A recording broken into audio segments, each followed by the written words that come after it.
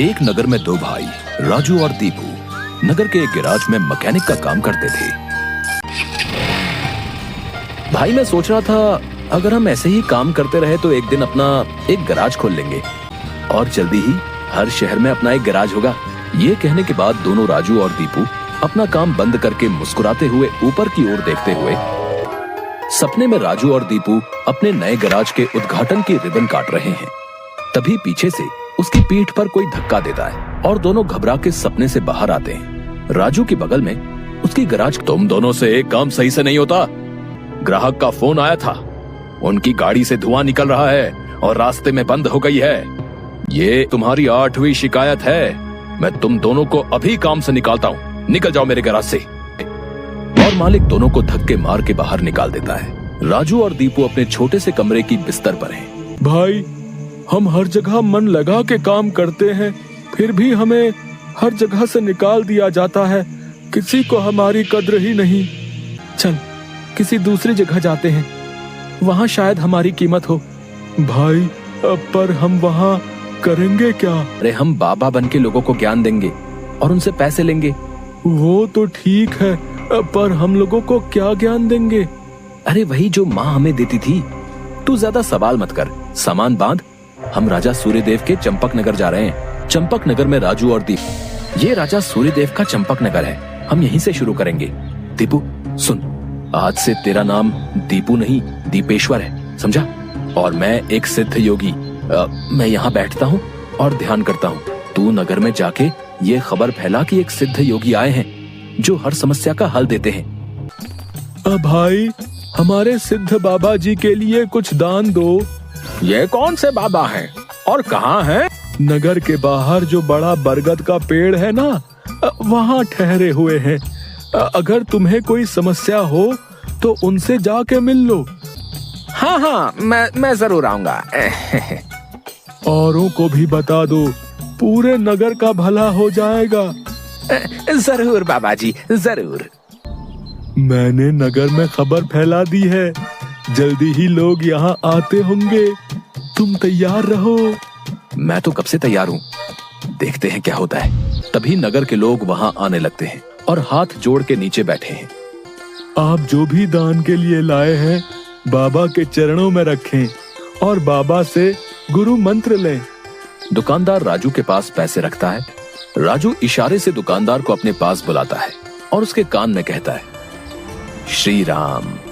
हर बिक्री के समय मन में ये नाम का जाप करो, बिक्री बढ़ जाएगी। महाराज, आप राजकुमारी के लिए एक योग्य वर तलाश रहे थे। हमारे गांव में एक सिद्ध योगी आए हैं जो तेजवान हैं और राजकुमारी के लिए एकदम श्रेष्ठ हैं। अगर आपने चुना है तो वो राजकुमारी के लिए अवश्य ही उत्तम होगा। हम अभी उन महान योगी के पास जाएंगे और उनसे राजकुमारी से विवाह करने का आग्रह करेंगे। हे तपस्वी, मैंने आपके बारे में जो सुना था, आप उतने ही तेजस्वी हैं। जी महाराज, कहिए क्या परेशानी है आपको?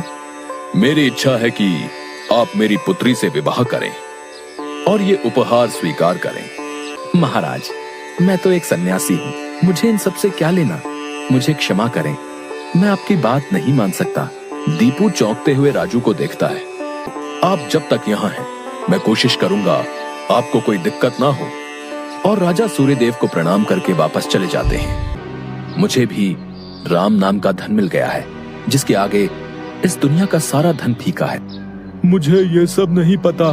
हम यहाँ पैसे कमाने आए थे, ना कि साधु बनने। मैं चला, मैं अकेले ही सब संभाल लूंगा। तुम्हें जो ठीक लगे करो, पर अगर किसी मुसीबत में फंस जाओ, पूरी श्रद्धा से ईश्वर का नाम लेना, तुम्हारी मुसीबत दूर हो जाएगी। राजू बस उसे देखकर मुस्कुराता है और ध्यान में बैठ जाता है। दीपू अपनी पोटली उठा के गांव में चल देता है। राजू है तो चालाक। उसने ऐसी युक्ति की कि कोई उस पर सवाल नहीं उठा सकता। कुछ राशन दान करो। जरूर। दुकानदार राजू के थैले में चावल डालने जाता है। तभी दीपू, ये क्या दे रहे हो? इतनी मिठाइयाँ और मेवे तुम्हारी दुकान में है और तुम ये कच्चे चावल दे रहे हो? इनमें से कुछ दो। पर बाबा तो ये सब नहीं कहते। तुम्हें क्या करना है? जितना कह रहा हूँ वो करो। दीपू आगे जाता है। और भाई जोहरी, कैसी चल रही है दुकानदारी? बाबा की कृपा से सब बढ़िया चल रहा है। कहिए क्या सेवा करूं? बाबा के लिए कुछ दान दो। इससे पहले कि इन्हें मेरी असलियत पता चले, इनसे तगड़ा दान लेके गांव से गायब हो जाऊंगा। फिर ये लोग राजू के पीछे पड़ेंगे तो उसे समझ आएगा। बाबा के लिए कुछ दान दो। जौहरी एक सोने की हार दीपू को दे देता है। ये लीजिए बाबा। अच्छा धन बटोर लिया है मैंने। इससे काफी दिनों तक काम चल जाएगा। बड़ी भूख लग गई है, कुछ मिठाइयाँ खा लूं। तभी वहाँ 4 डाकू चेहरे पे नकाब, काले कपड़े और हाथ में छुरी लेकर आ जाते हैं। जो कुछ भी है वो हमें दे दो, नहीं तो हम तुम्हें मार डालेंगे। दीपू डर से अपनी पोटली उन्हें दे देता है। तभी डाकुओं के सरदार का नकाब खुल जाता है। दीपू उसे देख लेता है। अब तुझे मरना होगा, क्योंकि तूने मेरा चेहरा देख लिया है। हे भगवान, ये क्या हो रहा है? कैसे बचूं इनसे?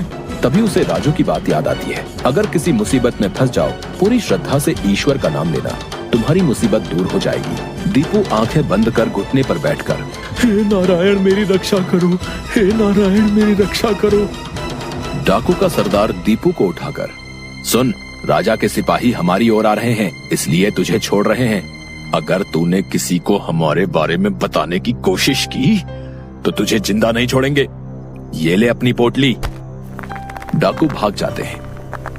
दीपू सामने से सिपाहियों को आते देख मन में, हे नारायण, मुझसे भूल हुई जो मैं राजू की बात को समझ नहीं पाया। मैं राजू के पास वापस जा रहा हूँ और उसके साथ रहकर आपके ध्यान में अपना जीवन बिताऊंगा।